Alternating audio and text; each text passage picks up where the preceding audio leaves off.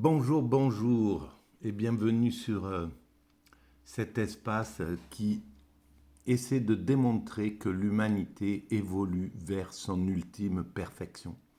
Cette ultime perfection, c'est l'accès par l'humanité tout entière à l'extase. Alors, l'humanité évolue vers cette ultime perfection, l'ensemble humain. Et depuis que nous nous sommes distingués des autres des lois de la nature, on va dire, pour passer sur une évolution culturelle, depuis que nous avons formé l'humanité, nous sommes une sorte de grande famille, comme une grande famille qui évolue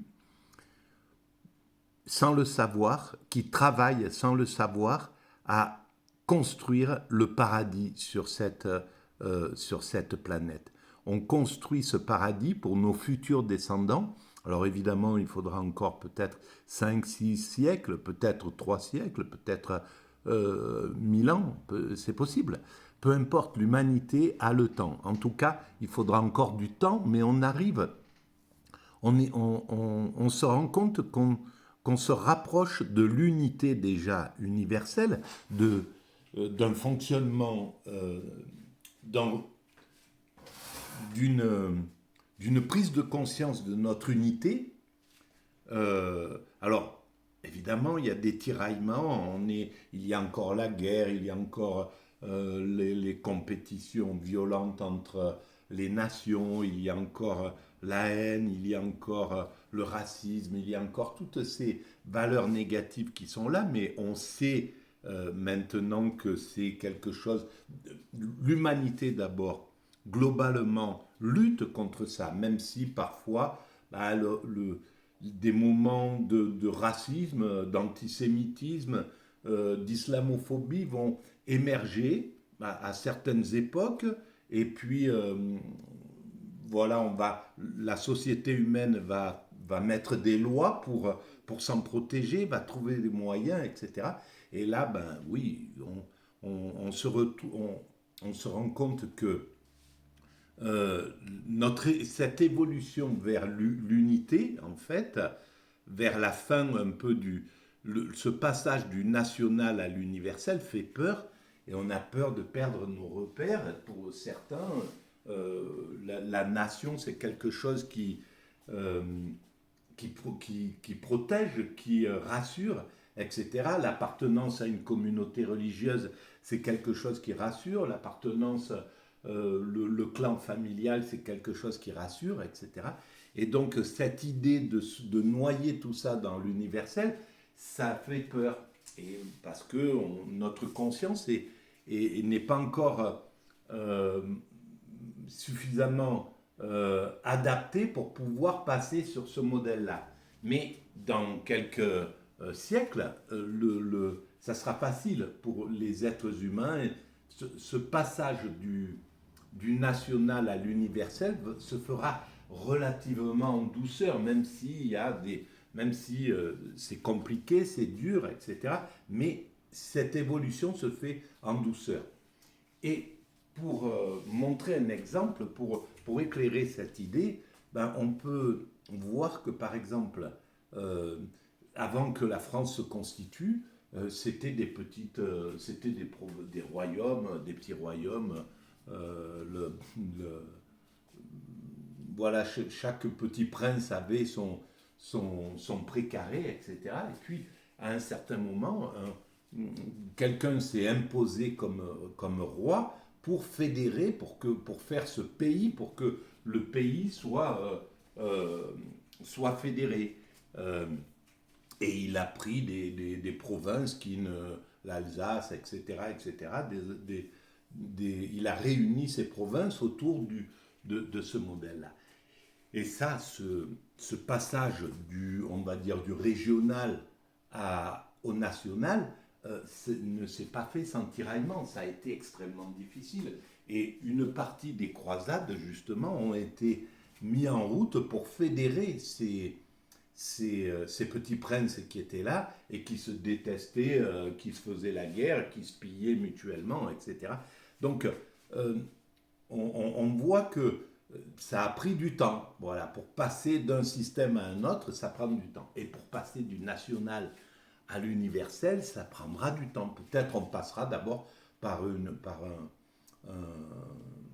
par un système continental, comme on a commencé. L'Europe, c'est un passage des nations qui deviennent un concert des nations. Alors on voit à quel point c'est difficile, ça prend du temps, ça fait 50 ans qu'on traîne derrière, 40 ans depuis la mondialisation qu'on a accéléré ce processus, mais c'est très court, 40 ans dans la vie de l'humanité.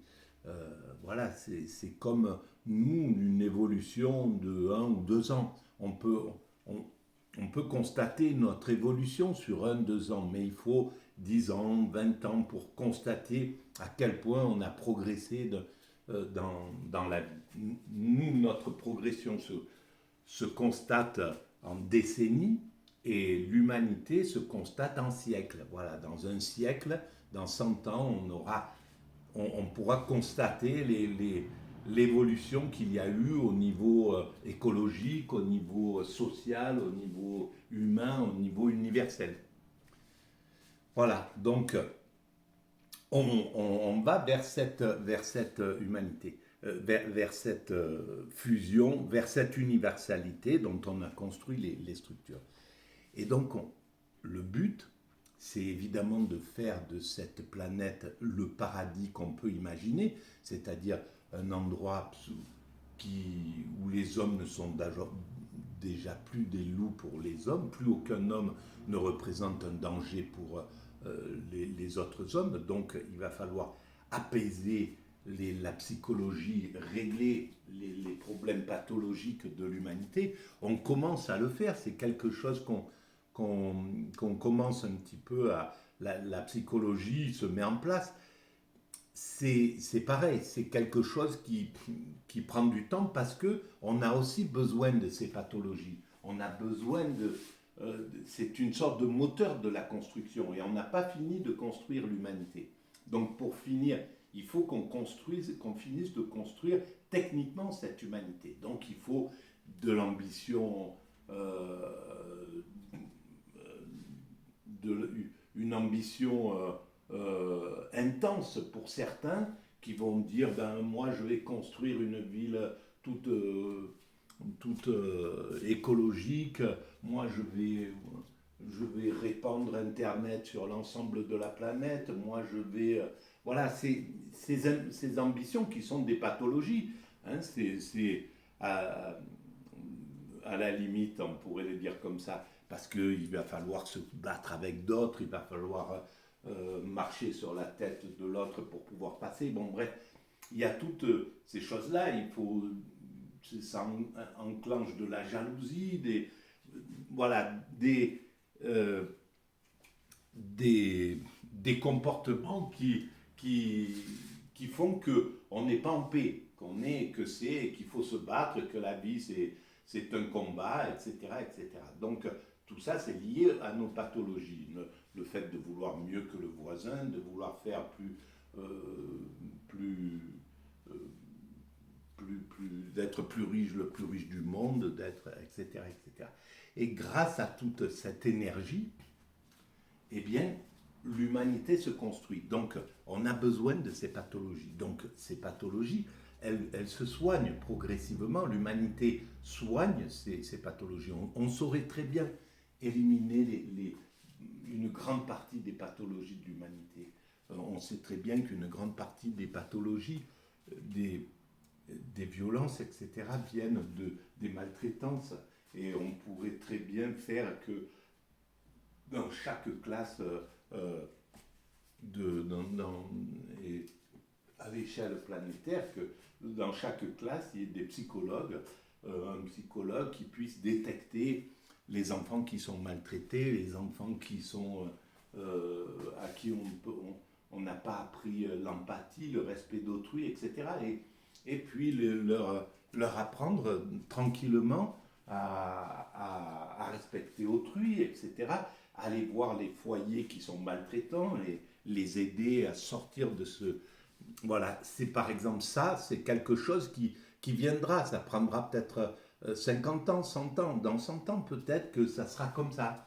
Mais quoi qu'il arrive, on arrivera à ce moment où l'humanité aura plus besoin de ces pathologies, l'orgueil, la démesure, ce que les Grecs appelaient, mince, comment ça s'appelle, la démesure. Bon, il y a un terme pour ça. Je vous renvoie vers ceux qui connaissent bien la philosophie techniquement. Euh, et donc, cette démesure, pour l'instant, elle sert à construire l'humanité. C'est pour ça que on la critique d'un certain côté, parce qu'il faut, c'est quelqu'un qui est vorace, qui veut tout. Voilà, bah, actuellement, c'est les Bernard Arnault, etc., etc. Ils reçoivent un peu la vindicte du peuple, c'est des égoïstes, etc., etc.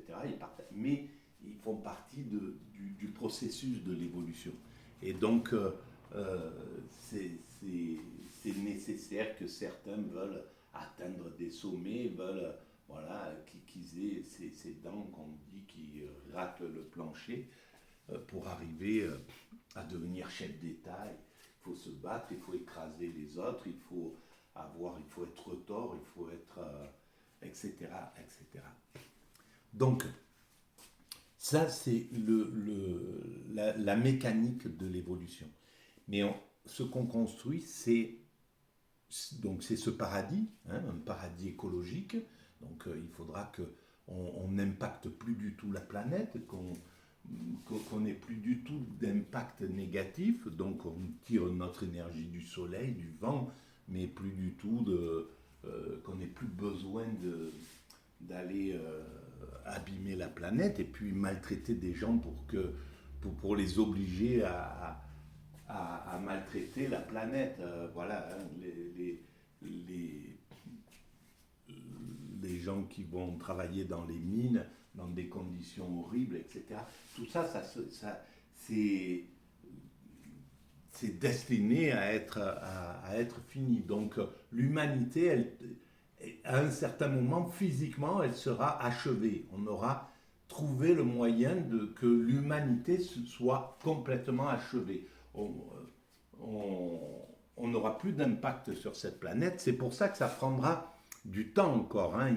Mais l'énergie qui est mise là, aujourd'hui, à l'instant T, là où nous sommes, le nombre de personnes qui... ah bah tiens, on voit, voilà, Costa Rica, voilà, il y a un siècle, comment se passaient les choses. On peut mesurer maintenant, grâce aux médias et grâce au cinéma, grâce à tout ça, on peut mesurer l'évolution qu'il y a eu dans l'humanité.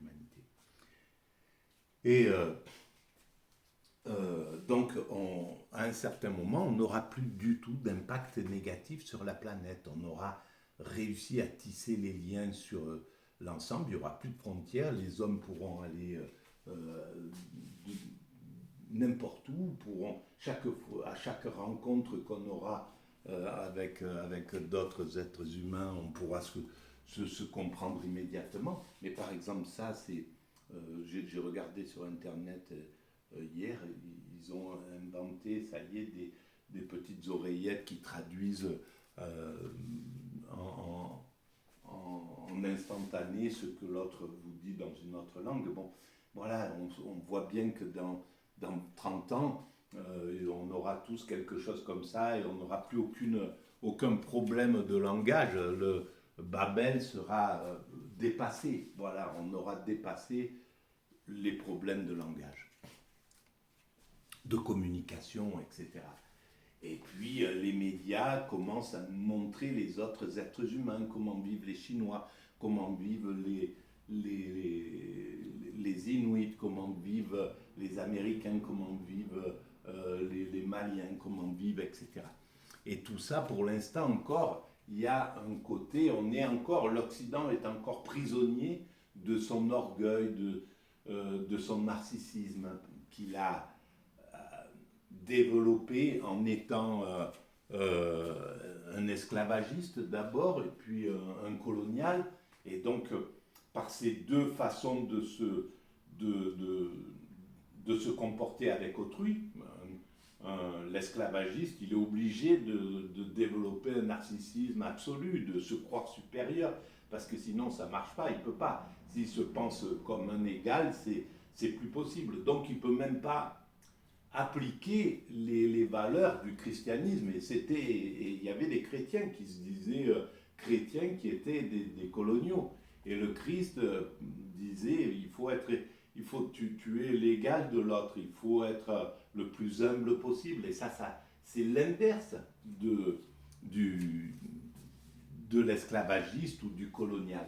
Donc, euh, et on voit bien que on a développé on a gardé, préservé ce côté un peu narcissique qu'on retrouve dans les médias qui fait que on critique les autres cultures et puis quand on parle de la nôtre, on la survalorise, etc. On se croit, voilà, on le sent, ça devient de moins en moins prégnant parce que les êtres humains commencent à comprendre qu'on est tous égaux et que un être humain n'est pas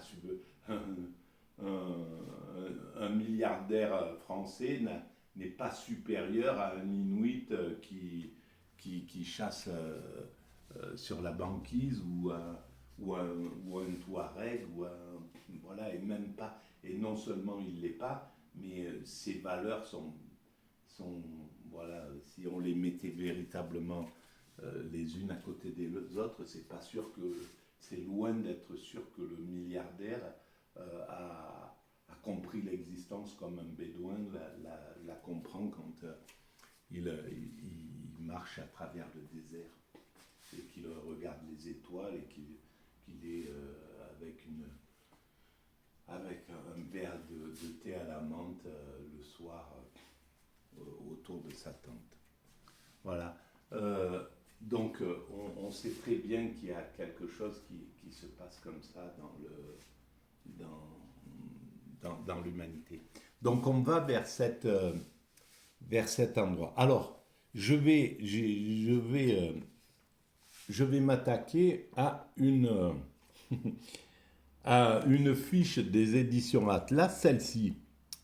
Et là, c'est quelque chose, l'âme est-elle immortelle? Bon, c'est la fiche qui vient derrière et je pense que là, je m'attaque à quelque chose qui va être extrêmement compliqué.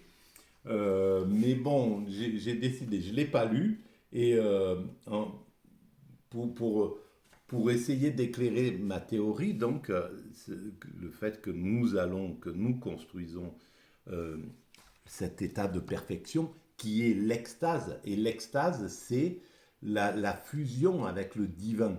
Donc, j'essaye sur mon site, donc mécaniqueuniverselle.net, j'essaye de démontrer qu'il y a un principe créateur à l'origine de l'univers, donc à l'origine de la vie, à l'origine de l'évolution, à l'origine de la matière, etc., et qui compose également la matière. Donc, tout est divin. L'univers est composé de Dieu, la vie est composée de Dieu, nous sommes composés de Dieu, nous sommes faits de la même substance que ce qui a créé cet univers, que les particules, nos particules appartiennent aux particules élémentaires euh, qui étaient potentielles seulement avant le Big Bang, ce vide quantique, ce vide palpitant, qui en se rassemblant à nous, pour l'instant c'est comme ça qu'on l'explique, ça peut évoluer, et ça évoluera bien entendu, et on comprendra exactement comment c'est construit l'univers, et qu'est-ce que c'est que ce divin qui nous compose. Et donc, nous sommes euh, une partie de ce divin, et donc l'extase, c'est le moment où où nous incarnons véritablement le divin. Dans l'état de conscience de l'extatique, quand on est en état d'extase, on incarne le divin. On est l'incarnation de l'essence du principe créateur. Et cette essence, c'est l'amour. C'est ce qu'on appelle l'amour, mais bon, là, c'est qu'un terme. Hein. L'amour, c'est une sensation, c'est quelque chose. C'est pas un terme, c'est autre chose. Donc, l'essence de l'amour, c'est le principe créateur. Et à ce moment-là, on l'incarne. Et quand on est dans la position de conscience ordinaire, comme là, par exemple, quand je parle, je suis dans un état de conscience ordinaire, je suis déconnecté je ne touche pas le divin en moi. Je me pense être un homme, machin, monsieur Jean-Marc Tonizzo, qui habite à tel endroit, qui a tel âge, qui fait qui mesure tant, etc. Toutes euh, toutes ces illusions, en somme, qui me servent à vivre normalement, à me comporter comme ça, à avoir telle relation sociale, à vivre une vie, à vivre la vie ordinaire. Mais tout ça, c'est l'illusion. La réalité, c'est quand je suis en extase que je la touche réellement. Et dans l'état d'extase, toutes ces appartenances-là, ça disparaît. On est juste au contact, en fusion avec l'ensemble de la création, avec le divin. Voilà, donc il y a le divin. Voilà, et donc, eh ben, pour démontrer un peu ces théories, je m'appuie d'habitude sur des ouvrages, et puis là, comme j'ai découvert ces fiches donc des éditions Atlas, eh ben, je vais m'attaquer à celle-ci, là. L'âme est-elle immortelle? Alors déjà, comment on va expliquer ce que c'est que l'âme? Voilà, c'est de la création pure. J'ai pas lu cette fiche, je ne me suis pas encore intéressé à l'idée de l'âme, qu'est-ce que c'est? Donc, il faudra voilà, être indulgent avec cette, ce travail sur cette idée de l'âme. Voilà. Mais comme d'habitude, je laisserai parler mon intuition et, et mon état d'esprit qui est neuroatypique, qui est lié au trouble du spectre autistique. Voilà. Donc, et avec ce trouble autistique, ça donne une vision atypique des choses. Voilà. Alors ça, c'est un apport un peu différent. Ça n'a rien à voir avec la philosophie universitaire. C'est une philosophie de charpentier, on pourrait dire, une philosophie de naïf. Voilà, mais elle a peut-être sa place dans la pensée. D'ailleurs, si vous pensez qu'elle a sa place, eh ben, vous pouvez mettre des pouces, vous abonner, vous pouvez en parler autour de vous et en répandre l'espace, voilà, envoyer l'adresse à vos amis. Voilà, pour cette première vidéo d'introduction, je m'arrête là et je vous remercie de votre écoute. À très bientôt.